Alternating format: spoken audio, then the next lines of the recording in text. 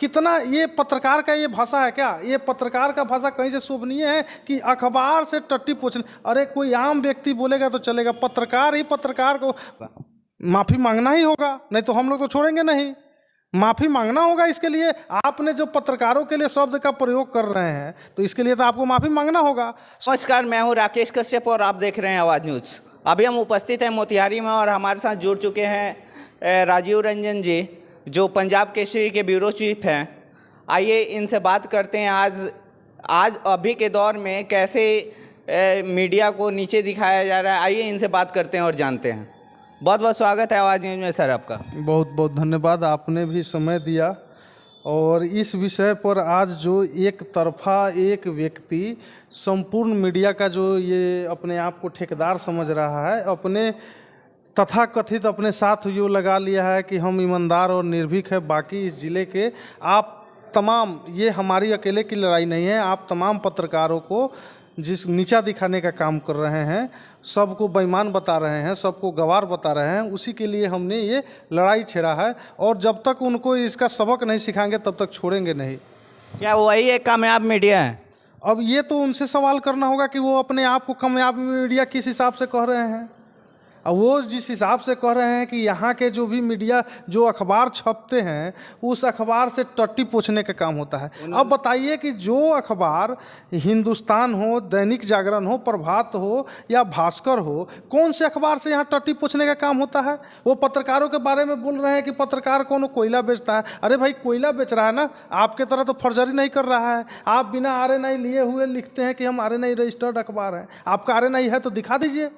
आपने title code लिया था, 2 साल के अंदर में आपको RNI लेना था, आपने उस अवधि में तो RNI लिया नहीं, आपने टाइटल कोड पर लेकर के अखबार चला। फर्जरी आप कर रहे हैं। अच्छा, दो घड़ी के लिए हम मान लेते हैं आप कि उनका जो है RNI से रजिस्टर्ड है, साप्ताहिक का RNI है, आप डेली अखबार ग्रुप में ये कर रहे हैं, डेली आप PDF बनवा रहे हैं, चलवा रहे हैं, किस आधार पर चला रहे हैं?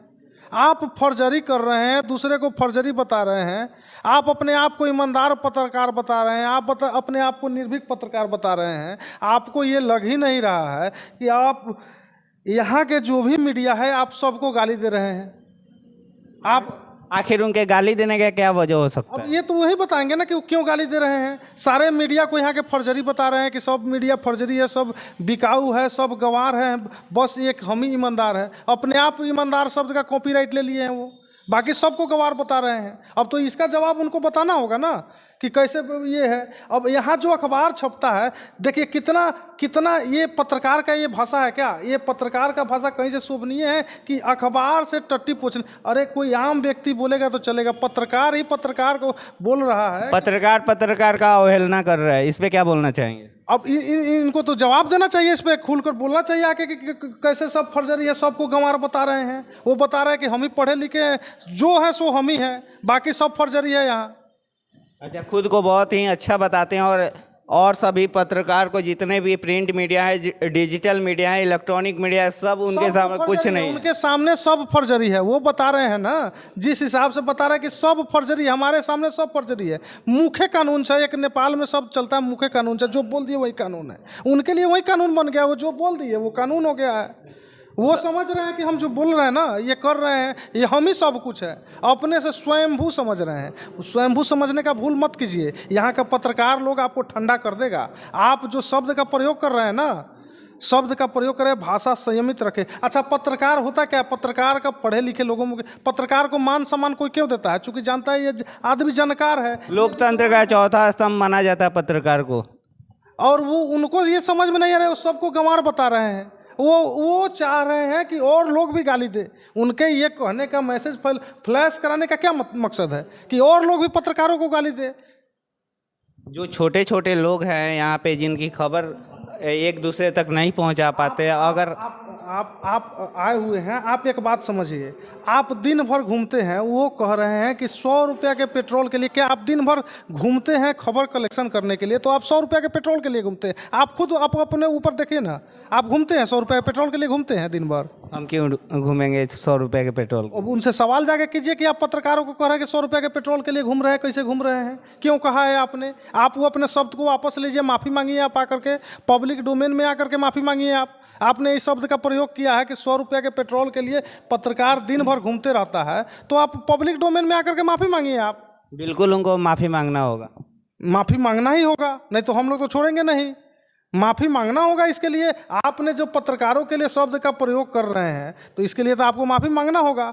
सब पत्रकार को आप फर्जी बता रहे हैं, आप अपने आप को ईमानदार बता रहे हैं। अच्छा, जो बताइए ना, वो ईमानदार पत्रकार हैं, उनके ऊपर किस चीज़ का मुकदमा दर्ज हुआ है? टाउन थाना में मुकदमा दर्ज हुआ है। किस चीज़ का मुकदमा दर्ज हुआ है? गबन का मामला है, रंगदारी का मामला है, फर्जरी का मामला है, और आप अपने को कह रहे हैं कि ईमानदार है। ईमानदार आदमी पर गबन का मुकाबला दर्ज होता है का मुकदमा? आप बताइए ना, ईमानदार आदमी के ऊपर गबन का मुकदमा दर्ज होगा, रंगदारी मांगने का मुकदमा दर्ज होगा, जमीन कब्जा करने का मुकदमा दर्ज होगा। आप अपना पुराना हिस्ट्री देख लीजिएगा। आप पत्रकारों पे उंगली किए हैं। आप राजा बाजार से पहले कहाँ रहते थे? बहुत कुछ जानते हैं, सारा निकाल के रखे हुए हैं हम, बहुत कुछ जानते हैं, सब खोलेंगे। राजा बाजार से पहले वो कहाँ रहते थे, जाके उनसे पूछिए। श्री कृष्ण नगर का क्या क्या कारनामा है, सारा कारनामा एकत्रित करके रखे हैं। उन्होंने एक पत्रकार के ऊपर बोला है कि वो कोयला बेचते हैं। अरे वो कोयला बेचने वाला जो पत्रकार है ना, वो आपसे ज़्यादा सम्मानित है। वो ईमानदारी से काम करता है और ईमानदारी की रोटी खाता है। वो कोयला बेचकर ही कमाता है, तो ईमानदारी की रोटी खाता है। उसके ऊपर गबन का मुकदमा दर्ज नहीं है, फर्जरी का मुकदमा दर्ज नहीं है। वो मेहनत से बेचता है ना, मेहनत से बेचता है, अपना व्यवसाय किया है भाई, अपना व्यवसाय किया है। कहीं लिखा हुआ है क्या कि पत्रकार व्यवसाय नहीं करेगा? आप लोग जानते हैं कहीं लिखा हुआ है कि पत्रकार व्यवसाय नहीं करेगा?